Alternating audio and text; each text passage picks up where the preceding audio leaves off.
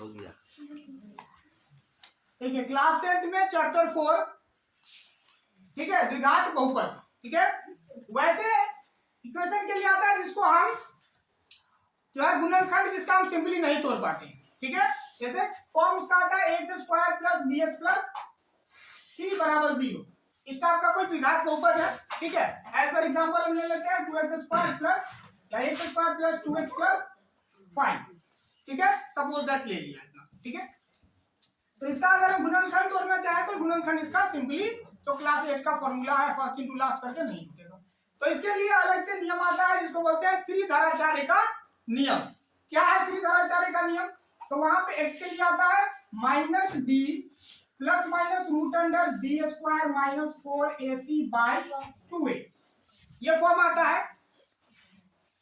ठीक है, तो इस पे हम सॉल्व करेंगे इसका। ठीक है, बराबर में 0 लिखेंगे। यहां से हम a का वैल्यू निकालेंगे तो a बराबर हो गया x स्क्वायर के साथ जो वैल्यू आएगा वो a का होगा। तो यहाँ x स्क्वायर के साथ कोई अंक नहीं है तो 1 है, तो 1 लिखेंगे। b वाला वैल्यू b बराबर हो गया 2, c बराबर 5। ठीक है, तो इसके लिए हम पहले निकालते हैं d का वैल्यू। d क्या होता है? b स्क्वायर माइनस 4ac को d बोला जाता है।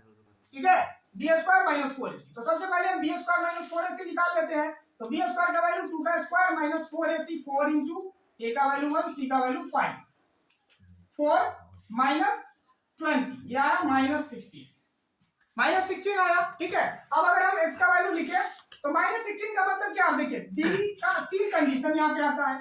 पहला कंडीशन कि d जब लेस देन 0 हो, d जब लेस देन 0 हो, लेस देन 0 का मतलब निगेटिव वैल्यू। तो d का वैल्यू जहां पे हमको है निगेटिव यानी d लेस देन 0, तो मूल कैसा होगा? मूल कैसा होगा? काल्पनिक। ठीक है, अवास्तविक। मूल कैसा होगा? अवास्तविक होगा। ठीक है, तो इसका मूल हो जाएगा अवास्तविक, अवास्तविक। ठीक है, क्योंकि 16 को जब माइनस 16 को पुट करेंगे रूट में तो उसका वैल्यू फाइंड नहीं होगा। ठीक है, क्योंकि यह एक इमेजिनरी नंबर है। ठीक है, इमेजिनरी नंबर क्या होता है? वैसी संख्या जिसका वर्ग ऋणात्मक आए।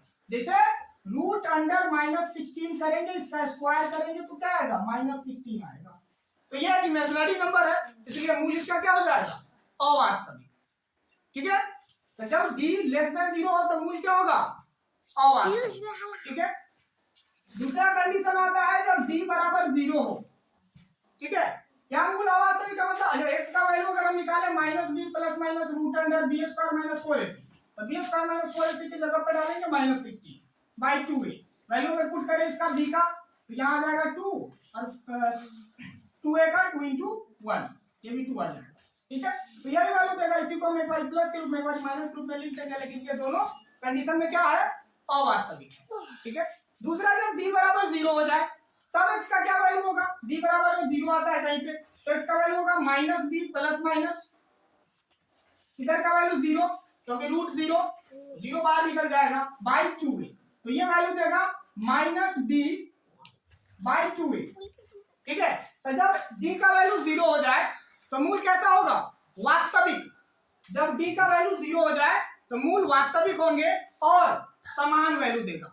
x का जो दो को मूल निकलेगा वो दोनों समान होगा। ठीक है, तीसरा कंडीशन आता है कि जब d ग्रेटर देन 0, जब d का वैल्यू ग्रेटर देन 0, 0 से बड़ा यानी कि पॉजिटिव हो, तब मूल क्या होगा? तब मूल वास्तविक होंगे उस कंडीशन में भी। और क्या आएगा? Plus minus root under d by 2a।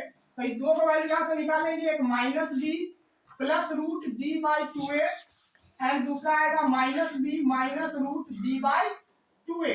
तो यहाँ पे दो रिजल्ट आएंगे। ठीक है, और दोनों क्या होंगे?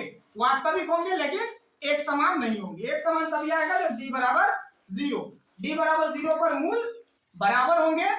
ठीक है, और वास्तविक होंगे। d ग्रेटर देन 0 जब होगा, d का वैल्यू 0 से बड़ा यानी कि पॉजिटिव होगा, तब मूल कैसा होगा? वास्तविक, और मूल असमान होंगे। मूल वास्तविक और असमान होंगे। ठीक है,